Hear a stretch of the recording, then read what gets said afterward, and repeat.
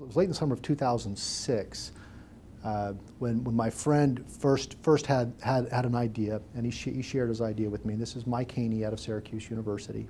Also had left active duty military to go and be a professor at Syracuse University. He said, I have this idea, here's what I want to do. I see veterans coming back from Iraq and Afghanistan in increasing numbers with increasing injuries. And it's hard enough for our average veterans that are not injured to transition out of uniform into civilian life. It's even more challenging for those that have an injury, either psychological or physical, for them to transition.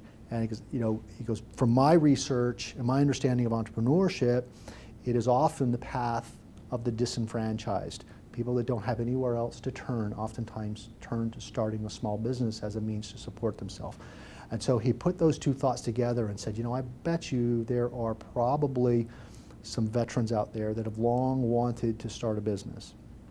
And if I can find those veterans and then show them how to start a business, remove some of the obstacles, increase their chances for success, we will both affect a positive transition out of uniform. We will affect a positive transition from the psychological trauma of having a new injury, as well as help them provide for their families and their own livelihood. So all of those kind of converged into one thought. And I said, I don't know how I can play in this, but I want to play. I flew up that summer, presented, and was really completely caught off guard by the gratitude that the veterans showed me and the other presenters. They were truly sincere and over the top when they would come up and say, thank you so much for taking time to come up from Florida State University just to talk to us. And it really moved me, and I realized that we really were on to something. I came back here to Florida State and went into my department chair. My department chair heard what I had to say.